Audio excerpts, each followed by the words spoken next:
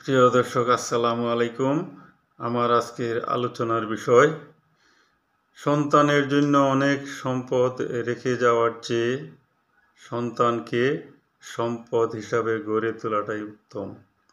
আমাদের সমাজে আমরা লক্ষ্য করলে দেখতে পাই, একসময় যাদের অনেক টাকা পয়সা, ধন দৌলত, গাড়ি বাড়ি, ব্যাংক ব্যালেন্স ছিল, তারা তাদের সন্তানকে সঠিক মানুষ হিসাবে, সম্পদ হিসাবে গড়ে তুলতে পারেন নাই, যার ফলে তাদের মৃত্যুর পর তাদের সন্তানেরা তাদের সব কিছু নষ্ট করে নিঃস্ব হয়ে গেছেন, একদম তারা বিলীন হয়ে গেছেন।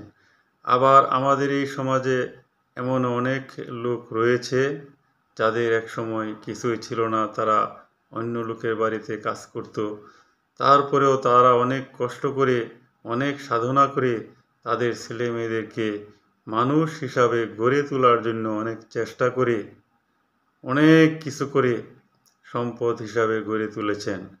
এবং সম্পদ না থাকলেও পরবর্তীতে তাদের সন্তানরাই অনেক সম্পদের মালিক হয়েছেন।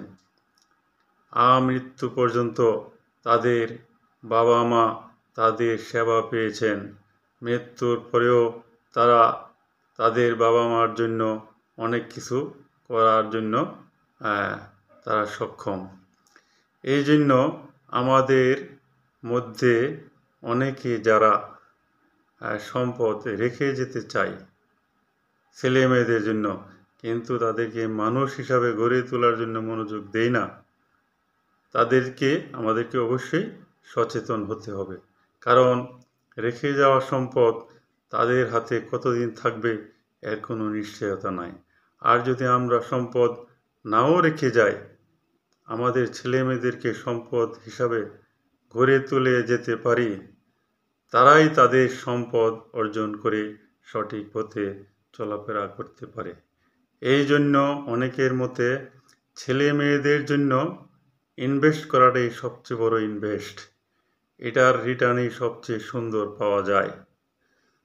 কাজে আমরা সকলেই চেষ্টা করব বেশি গুরুত্ব দেওয়ার জন্য, আমরা যাতে আমাদের ছেলে মেয়েদেরকে সম্পদ হিসাবে গড়ে তুলে এই দুনিয়া থেকে বিদায় নিতে পারি, তাহলেই আমরা সফল।